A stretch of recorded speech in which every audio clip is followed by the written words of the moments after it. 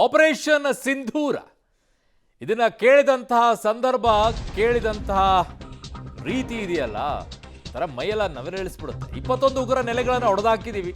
ಪಾಕ್ಗೆ ಹೊಂದಿಕೊಂಡಂತ ಗಡಿಭಾಗದ ಸಿಎಂಗಳ ಜೊತೆಗೆ ಅಮಿತ್ ಶಾ ತುರ್ತು ಸಭೆಯನ್ನ ಮಾಡ್ತಾ ಇದ್ದಾರೆ. ಕೆಲವೇ ಕ್ಷಣಗಳಲ್ಲಿ ಅಮಿತ್ ಶಾ ಉನ್ನತ ಮಟ್ಟದ ಸಭೆಯನ್ನ ನಡೆಸ್ತಾರೆ. ಗುಜರಾತ್, ಪಂಜಾಬ್, ರಾಜಸ್ಥಾನ್, ಜಮ್ಮು ಅಂಡ್ ಕಾಶ್ಮೀರ್ ಈ ಕಡೆಗೆ ಮುಖ್ಯವಾಗಿರುವಂತಹ ಗಡಿಯನ್ನು ಹೊಂದ್ಕೊಂಡಿರುವಂತಹ ರಾಜ್ಯಗಳು ಗುಜರಾತ್, ಉತ್ತರಾಖಂಡ್, ಉತ್ತರ ಪ್ರದೇಶ, ಬಿಹಾರ್, ಈ ಕಡೆ ಚೈನಾ ಕಡೆಗೆ ಬರೋದಾದ್ರೆ ಸಿಕ್ಕಿಂ, ಪಶ್ಚಿಮ ಬಂಗಾಳ ಸಿಎಂಗಳ ಜೊತೆಗೂ ಕೂಡ ಸಭೆಯನ್ನ ನಡೆಸ್ತಾ ಇದ್ದಾರೆ. ಎಲ್ಲ ಗಡಿ ಭಾಗಗಳಲ್ಲಿರುವಂತಹ ರಾಜ್ಯಗಳಿವು.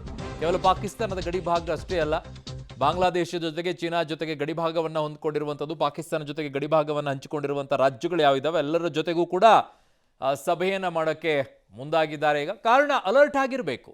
ಯಾವ ಸಂದರ್ಭದಲ್ಲಿ ಯಾವ ದಿಕ್ಕಿನಿಂದ ಹೇಗೆ ದಾಳಿಯನ್ನ ಮಾಡುತ್ತೋ ಈ ಕಂತ್ರಿ ಬುದ್ಧಿಯ ಪಾಕಿಸ್ತಾನ ಅನ್ನೋದು ಗೊತ್ತಾಗೋದಿಲ್ಲ. ಸೊ ಹಾಗಾಗಿ ಅಲರ್ಟ್ ಆಗಬೇಕಾಗುತ್ತೆ. ಆ ನಿಟ್ಟಿನಲ್ಲಿ ಕೂಡ ಈಗ ಹೆಜ್ಜೆಯನ್ನ ಕೇಂದ್ರ ಸರ್ಕಾರ ಇಡ್ತಾ ಇದೆ. ಆ ನಿಟ್ಟಿನಲ್ಲೇ ಅಮಿತ್ ಶಾ ಅವರು ಈ ರಾಜ್ಯಗಳ ಮುಖ್ಯಮಂತ್ರಿಗಳ ಜೊತೆಗೆ ಸಭೆಯನ್ನ ಮಾಡ್ತಾ ಇದ್ದಾರೆ. ನನ್ನ ಸಹೋದ್ಯೋಗಿ ಮಮತಾ ನನ್ನ ಸಂಪರ್ಕಕ್ಕೆ ಸಿಗ್ತಾ ಇದ್ದಾರೆ. ಮಮತಾ, ಈಗ ಈ ಕಂತ್ರಿ ಪಾಕಿಸ್ತಾನದಿಂದ ಕಂತ್ರಿ ಬುದ್ಧಿಯನ್ನ ಬಿಡೋ ಲಕ್ಷಣಗಳಂತೂ ಕಾಣೋದಿಲ್ಲ. ಇವರು ಯಾವ ಮೂಲಕವಾಗಿಯೂ ಕೂಡ ಅಟ್ಯಾಕ್ ಮಾಡಬಹುದು. ದೇಶದಲ್ಲಿರುವಂತಹ ಸ್ಲೀಪರ್ ಸೆಲ್ಗಳನ್ನ ಕೂಡ ಆಕ್ಟಿವ್ ಮಾಡಿಸಬಹುದು, ಇಲ್ಲೂ ಅಟ್ಯಾಕ್ ಅನ್ನ ಮಾಡಿಸಬಹುದು. ಗಡಿ ಭಾಗದಲ್ಲಿ ಚೀನಾ ಕೂಡ ಈಗ ಏನಾದರೂ ಮುಂದೆ ಇಡುವಂತ ಪರಿಸ್ಥಿತಿಯಲ್ಲಿ ಇದ್ದಂಗೆ ಕಾಣಿಸಲ್ಲ. ಕಾರಣ ಅದು ಕೂಡ ಆರ್ಥಿಕವಾಗಿ ಏಟನ್ನು ತಿಂತಾ ಇರುವಂತ ರಾಷ್ಟ್ರವಾಗಿರೋದ್ರಿಂದ ತಂಟೆಗೆ ಬರೋ ಲಕ್ಷಣಗಳು ತುಂಬಾ ಕಡಿಮೆ ಅಂತ ಕಾಣಿಸುತ್ತೆ. ಬಾಂಗ್ಲಾ ಕಡೆಗಂತೂ ಬರುವ ಸಾಧ್ಯತೆಗಳು ಇಲ್ಲ. ಪಾಕಿಸ್ತಾನ ಬರಬೇಕು, ಇಲ್ಲ ಚೀನಾ ಬರಬೇಕು. ಚೀನಾದ ಪರಿಸ್ಥಿತಿ ಹೇಗಿದೆ ಈಗ ಅಂತ? ಚೀನಾ ಯಾವಾಗಲೂ ಅಷ್ಟೇ ಅರುಣ್, ಅಂದರೆ ಲಾಭವನ್ನು ಹುಡುಕುವಂತಹ ಹಾಗೂ ಲಾಭವನ್ನು ಬಯಸುವಂತಹ ದೇಶ.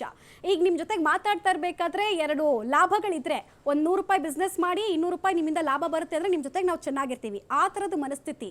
ಚೀನಾ ಒಂದಷ್ಟು ವೆಪನ್ಗಳನ್ನಂತೂ ಕೊಟ್ಟಿದ್ದು ಹೌದು. J-17 ಅಂತ ಜಿಂಗಡು ಅಂತ ಅದನ್ನು ನಾವು ಹೊಡೆದು ಬಿಸಾಕಿದ್ವಿ ಅನ್ನೋದು ಒಂದು ಮಾಹಿತಿ ಇದೆಯಲ್ಲ ನಮ್ಮ ಹತ್ರ.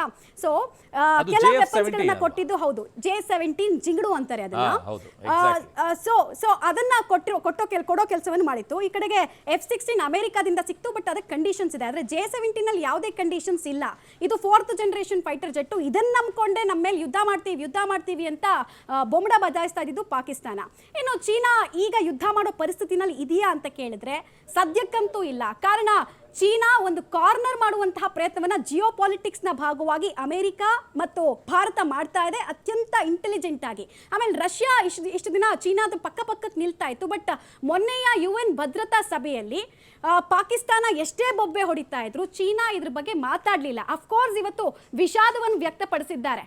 ಇವತ್ತು ನಮಗೆ ಭಾರತದ ಅಟ್ಯಾಕ್ ಪಾಕಿಸ್ತಾನದ ಮೇಲೆ ಆಗಿದ್ರ ಬಗ್ಗೆ ವಿಷಾದ ಇದೆ ಅಂತ ಹೇಳಿದ್ರೆ ಹೊರತು ನಾವು ಪಾಕಿಸ್ತಾನದ ಜೊತೆಗೆ ನಿಂತ್ಕೊಳ್ತೀವಿ ಅಂತ ಹೇಳಿಲ್ಲ. ಆಮೇಲೆ ಚೀನಾ ಕಳ್ಕೊಳ್ಳೋದಕ್ಕೂ ತುಂಬಾ ಇದೆ. ಆಮೇಲೆ ನಮ್ಮದೇ ಕೆಲವು ತಪ್ಪುಗಳಿಂದ ನಾವು ಅಕ್ಸೈ ಚಿನ್, ಇದು ಇವತ್ತೇನು 17% ನಾವು ಚೀನಾದ ಹತ್ರ ಇದೆ ಜಾಗ, ಅದನ್ನು ಬಿಟ್ಟಿದ್ದು ಹೊರತುಪಡಿಸಿದ್ರೆ ಭಾರತದ ಬಗ್ಗೆ ಒಂದು ಭಯ ಮುಂಚಿನಿಂದ ಕೂಡ ಅವರಿಗಿದೆ.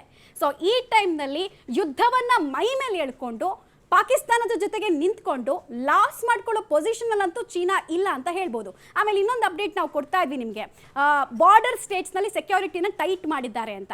ಇದೇನಕ್ಕೆ ಅಂತ ಹೇಳಿದ್ರೆ ಪಾಕಿಸ್ತಾನ ಇಲ್ಲಿನ ನಾಗರಿಕರನ್ನ ಟಾರ್ಗೆಟ್ ಮಾಡ್ತಿರೋದು ಇದು ಫಸ್ಟ್ ಅಲ್ಲ. 1971ನ ವಾರು, ಬಾಂಗ್ಲಾ ವಿಮೋಚನಾ ಹೋರಾಟ ಏನು ನಡೀತಾ ಇತ್ತು ಆ ಟೈಮ್ನಲ್ಲಿ ಸೀಸ್ ಫೈರ್ನ ತೆಗೆಯೋದಕ್ಕಿಂತ ಮುಂಚೆನೆ ಈ ಪಾಕಿಸ್ತಾನದ ಫೈಟರ್ ಜೆಟ್ಗಳು ಭಾರತದ ಪ್ಯಾಸೆಂಜರ್ ಫ್ಲೈಟ್ಗಳ ಮೇಲೆ ಅಟ್ಯಾಕ್ ಮಾಡಿದ್ವು. ಅದರ ಪರಿಣಾಮ ಏನಾಗಿತ್ತಂದ್ರೆ ಗುಜರಾತ್ನ CM ಅನ್ನ ನಾವು ಕಳ್ಕೊಂಡಿದ್ವಿ. ಮೆಹ್ತಾ ಅಂತ ಅವ್ರ ಹೆಸರು, ಅವ್ರ ಇಡೀ ಫ್ಯಾಮಿಲಿ ನಾವು ಕಳ್ಕೊಂಡಿದ್ವಿ. ಸೊ ಈ ರೀತಿ ರೋಗ ಸ್ಟೇಟ್ ಇರಬೇಕಾದ್ರೆ ನಾವು ಒಂದಷ್ಟು ಎಚ್ಚರಿಕೆಯನ್ನು ವಹಿಸೋದು ಅತ್ಯಗತ್ಯ ಆಗಿರೋದ್ರಿಂದ ಎಲ್ಲ ಕಡೆಗಳಲ್ಲಿ ಸೆಕ್ಯೂರಿಟಿ ಟೈಟ್ ಮಾಡುವಂತಹ ಕೆಲಸ, ಮತ್ತೆ ಅನುಮಾನಾಸ್ಪದವಾಗಿ ಯಾವುದಾದ್ರೂ ವ್ಯಕ್ತಿಗಳು ಯಾವುದಾದ್ರೂ ಸಂಘಟನೆ ಆಕ್ಟಿವೇಟ್ ಆಗಿದೆ ಅಂತ ಹೇಳಿದ್ರೆ ಅದರ ನರ್ವ್ ಸಿಸ್ಟಮ್ ಅನ್ನ ಕಟ್ ಮಾಡುವಂತಹ ಕೆಲಸವನ್ನ ಕೂಡ ಸದ್ಯಕ್ಕೆ ಕೇಂದ್ರ ಗೃಹ ಸಚಿವಾಲಯ ಮಾಡಬೇಕಾಗಿರೋದ್ರಿಂದ ಈ ಮೀಟಿಂಗ್ಗಳು ನಡೀತಾ ಇದೆ. ಮೀಟಿಂಗ್ ನಲ್ಲಿ ಬಹಳ ಪ್ರಿಸೈಸ್ ಆಗಿ ಹೇಳಿದ್ದಾರೆ, ಯಾವುದಾದ್ರೂ ಸ್ಟೇಟ್ ನಲ್ಲಿ ಎಲ್ಲೇ ಏನೇ ಆಕ್ಟಿವಿಟೀಸ್ ಅನ್ಯೂಶುವಲ್ ಅಂತ ಒಂದು ಚಿಕ್ಕ ಮಟ್ಟಿಗೆ ಅನ್ಸಿದ್ರು ಚಾನ್ಸ್ ತಗೊಳ್ಳೋಕೆ ಹೋಗಬೇಡಿ, ಅವರನ್ನ ನ್ಯೂಟ್ರಲೈಸ್ ಮಾಡಿ ಅಂತ. ಕರ್ನಾಟಕದಲ್ಲೂ ಕೆಲ ಕಡೆಗಳಲ್ಲಿ ಈಗಾಗಲೇ ಪೊಲೀಸರನ್ನ ನಿಯೋಜನೆ ಮಾಡ್ತಾ ಇದ್ದಾರೆ. ಎಲ್ಲ ಕಡೆ ಟ್ರಾಫಿಕ್ ಇರ್ಬೋದು, ಲಾ ಅಂಡ್ ಆರ್ಡರ್ ಇರ್ಬೋದು, ಎಲ್ಲರೂ ಕೂಡ ಚೆಕಿಂಗ್ ನಲ್ಲಿ ನಿರತರಾಗಿದ್ದಾರೆ. ಸೊ ಅತಿ ದೊಡ್ಡ ಜವಾಬ್ದಾರಿ ಕೇಂದ್ರ ಗೃಹ ಇಲಾಖೆ ಮೇಲೆ ಇದೆ.